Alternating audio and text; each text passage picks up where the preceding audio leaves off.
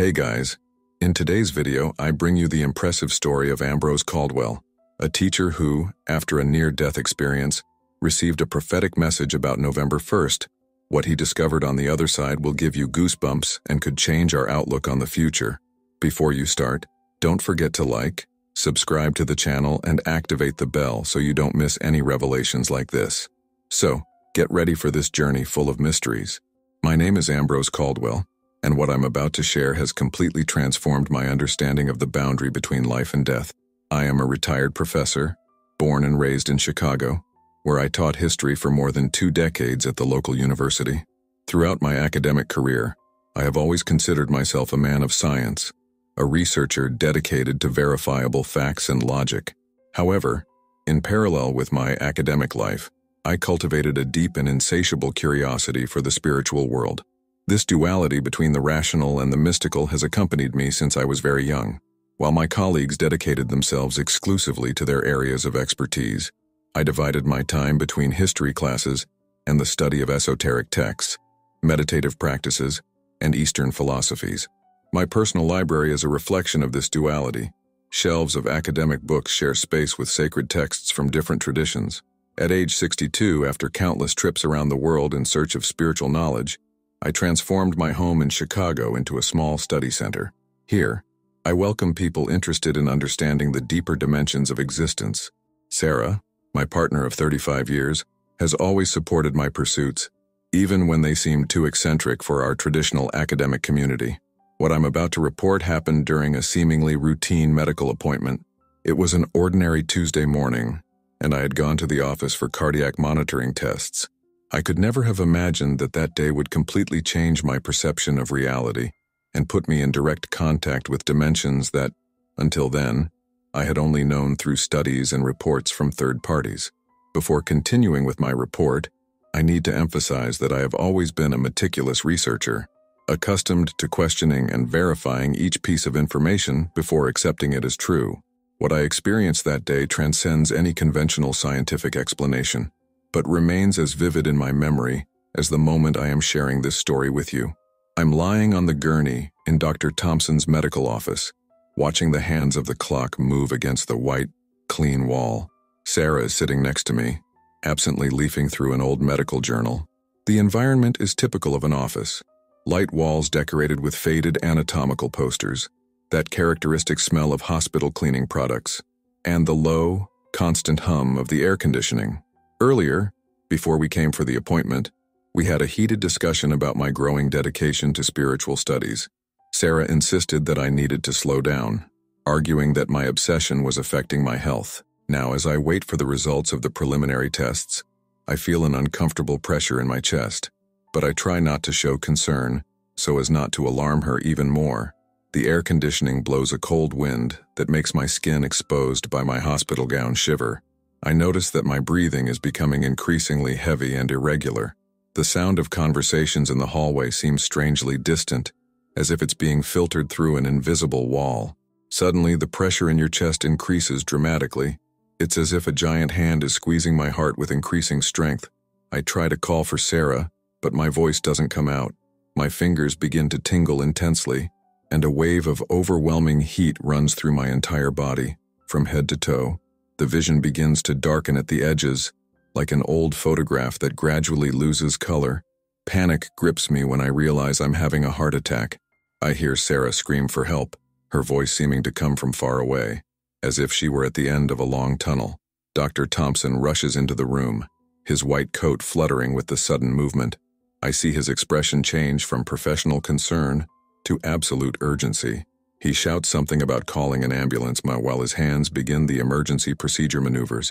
The last thing I register is the fluorescent glow of the overhead lights, which seem to pulse in time with my failing heart. The searing pain in my chest disappears instantly, replaced by a feeling of indescribable lightness. It's as if the entire weight of the physical world has been lifted from my shoulders in a single moment. I open my eyes, or at least that's the feeling I have, and I see myself floating near the ceiling of the office. The scene below seems surreal.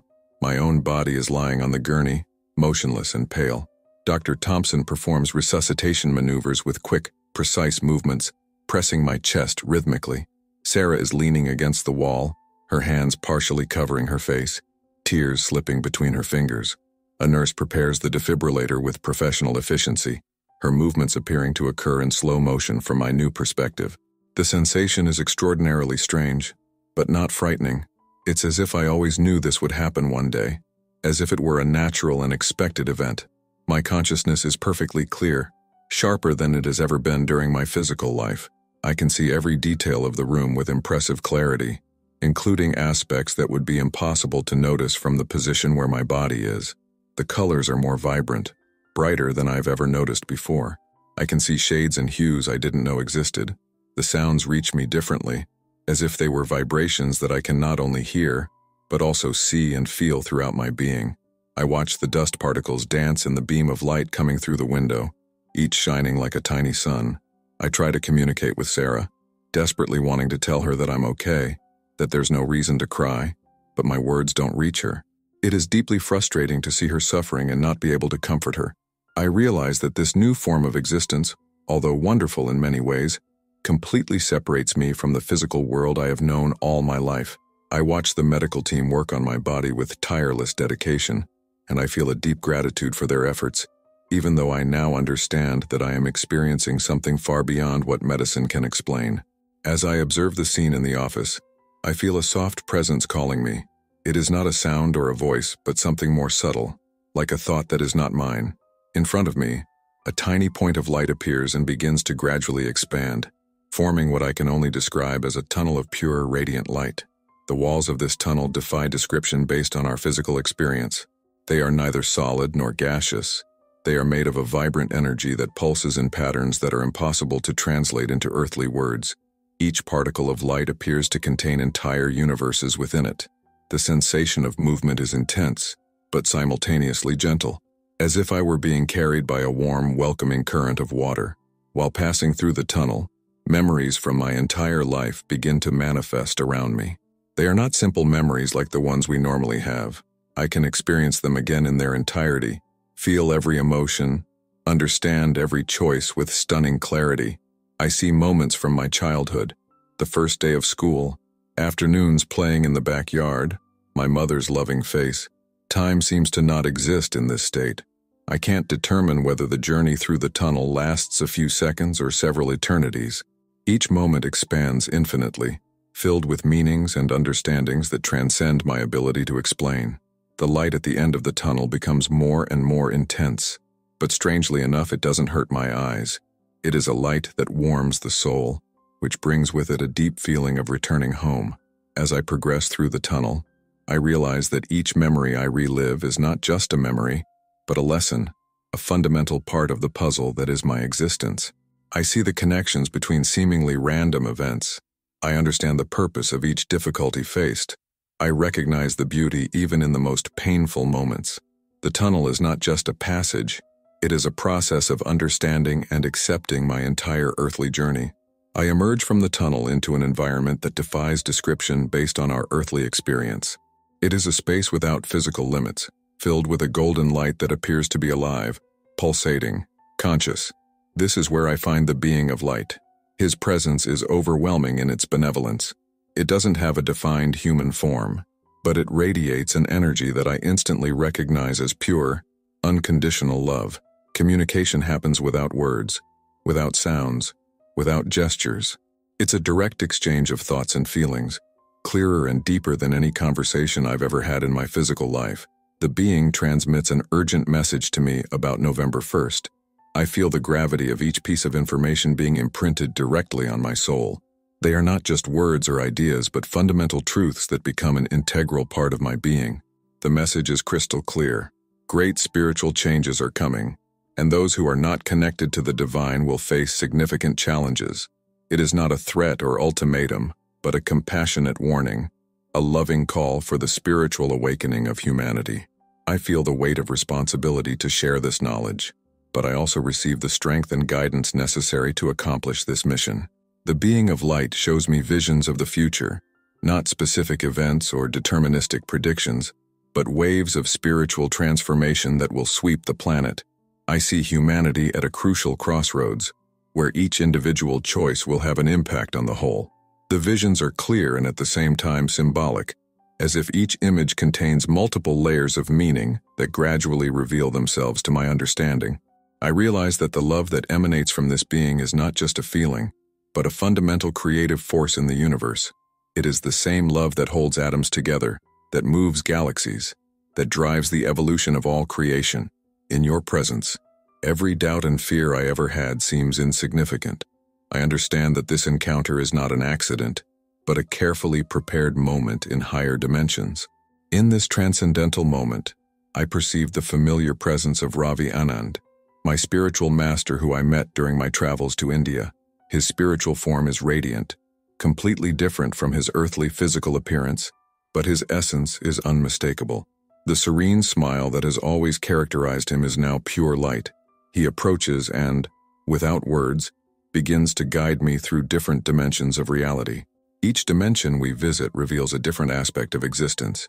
In one of them, I see thoughts taking concrete forms, manifesting themselves as crystalline structures of indescribable colors. In another, I observe the flow of vital energy that connects all living beings, an intricate network of golden light that pulses in rhythm with a universal heart.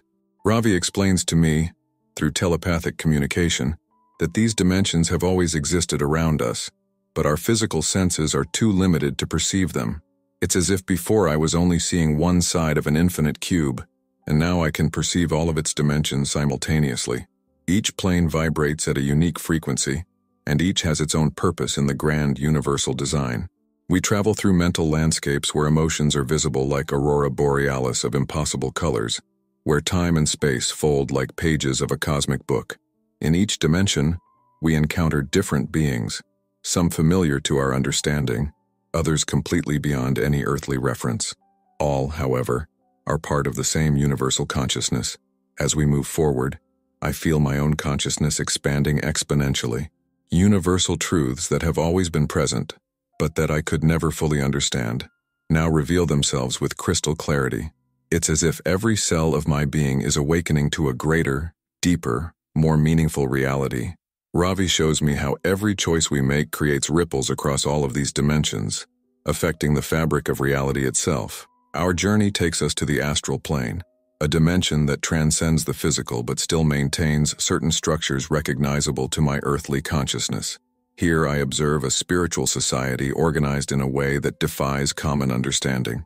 Beings of light move with a defined purpose, each playing a specific role in the great universal plan. The colors on this plane are more vibrant than anything I've ever seen on Earth. Each tone carries deep meanings, and I can see how different energies mix and interact, creating complex patterns that tell stories of spiritual evolution. The air itself appears to be alive, pulsing with a conscious energy that responds to thoughts and emotions. I observe, fascinated, how souls are guided on their evolutionary journey. I see how karma works not as a system of punishment or reward, but as a natural mechanism for learning and growth. Every experience, every choice, every interaction generates energetic patterns that intertwine in a cosmic tapestry of cause and effect. Spiritual guides work in perfect harmony, helping both souls who are leaving the physical plane and those who are preparing for a new incarnation. It is a beautiful and complex process, where each decision is made with infinite wisdom and unconditional love. I see how future incarnations are planned, how the necessary lessons for the growth of each soul are chosen. Ravi explains to me in detail how this plane connects with the physical world, how the thoughts and emotions of those incarnate create waves and patterns that affect this dimension, and vice versa. It is a constant dance of energies, a delicate balance that keeps both worlds in harmony. I now understand how our actions and thoughts on Earth have far wider repercussions than we can imagine. On this plane, I also perceive the presence of other souls at different stages of evolution. Some have just left the physical plane and are adapting to the new reality, while others have already inhabited this dimension for a long time, helping in the transition and evolution process of the others. We ascend to the causal plane, and the sensation is absolutely indescribable in earthly terms. Here, I experience an absolute unity with all creation. There is no longer a separation between the observer and the observed. All is one. The love I feel is so intense that it feels like my being is going to dissolve in it, like a drop returning to the cosmic ocean. On this plane, I can see the primordial causes of all existence. Every thought, every action, every choice made by every being in any dimension is connected in a web of infinite causality. It is an overwhelming vision of the perfection of the universe and the role of each being within it. Universal laws are no longer abstract concepts, but living realities that I can directly perceive and understand. The peace I experience here is absolute and transcendental. It is not just the absence of conflict, but a positive harmony that permeates every aspect of existence. I understand that this is the true nature of reality, and that all the suffering we experience in lower dimensions is just part of our process of evolution towards this ultimate truth. Ravi shows me how this plane influences all others, how it is the source from which all universal laws emanate. Here I can see the divine blueprint for all creation, yet my human mind can only comprehend a tiny fraction of this truth. It's like trying to describe an ocean by looking at just a drop of water, but even that small sample contains the entire essence of the whole. The notion of time as we know it does not exist here. Past, present, and future are a single eternal moment, and I can see how every action on the physical plane is both the cause and effect of countless other actions in multiple dimensions. The complexity of this web of interconnections is dizzying, but at the same time perfectly ordered and harmonious. On this plane, I also understand that the ultimate purpose of all existence is the conscious return to this primordial unity. Each soul, in its own unique time and path, is on the journey home to this ultimate reality where all is one. Before beginning my return, Ravi shares with me a fundamental teaching about the concept of dying while alive. His radiant presence intensifies as he conveys this crucial truth. He explains that we do not need to wait for physical death to experience these higher truths. Through sincere spiritual practice and deep meditation, we can establish a conscious connection with these higher dimensions while still incarnate. The message resonates in every fiber of my being. Time is precious, and every moment should be used to develop this connection with the divine. It is not just about external religious practices or empty rituals, but about a deep and genuine inner transformation. It is necessary to die to the ego, to material attachments, to the illusions that keep us trapped in a limited vision of reality. Ravi emphasizes with special urgency that November 1st will mark a crucial point in this process of global transformation. His words carry cosmic weight as he explains that those who have already developed a genuine spiritual connection will be better prepared for the changes to come. It is not a question of fear or threat, but of preparation and alignment with the higher energies that are already in motion. I receive specific instructions on how to help others develop their own spiritual connection. The emphasis is on the daily practice of deep meditation, the constant purification of thoughts and emotions, and the progressive development of unconditional love for all beings. Each technique transmitted is like a golden key that opens portals of higher consciousness. Ravi's words penetrate directly to my soul, as he highlights that the true purpose of human life is to awaken to these higher realities, while we are still in the physical body. This is the real meaning of the ancient instruction to die before we die, to experience transcendence while still inhabiting the material plane, becoming living bridges between the physical and spiritual dimensions. Now, as I share this experience, I feel every detail vividly present in my consciousness, as if it happened just moments ago. The intensity of love and peace that I experienced in the higher dimensions remains with me, albeit in a softer form, like a subtle perfume that permeates every moment of my day. Every breath is a constant reminder of the great responsibility I have been given. I dedicate every moment of my day to spiritual preparation, both myself and those who feel called to seek deeper understanding. Sarah has noticed the profound transformation in me. I am no longer the same man who had that heart attack in the office. There is a serenity in my being that transcends worldly concerns, a peace that cannot be disturbed by the ups and downs of everyday life. Dr. Thompson still can't scientifically explain how I survived that day. Tests show that my heart has suffered significant damage, but that no longer worries me. I know that my return has a specific purpose and a clear mission. Each person I encounter is a sacred opportunity to share not only the message I have received, but also the transformative energy that now flows through me. Time is ticking quickly toward November 1st, and I feel a growing urgency to help as many people as possible prepare spiritually, not through fear or imposed beliefs, but through living example and loving sharing of the knowledge I have received. Each day is a precious opportunity to awaken to a deeper reality. I look out my office window as I finish this story, watching the sunset paint the sky with colors that now seem to have deeper meanings. I understand that every moment is a gift, a chance to experience the divine here and now. Death is no longer a frightening mystery, but a natural transformation, a passage to dimensions that we can already access in life, if we learn to open our hearts and our minds to this greater reality. If you liked this beautiful spiritual testimony, leave a like, comment on your impressions, subscribe to the channel, and don't forget to activate the notification bell to watch each new video and help us spread this message to a greater number of people. Until next time.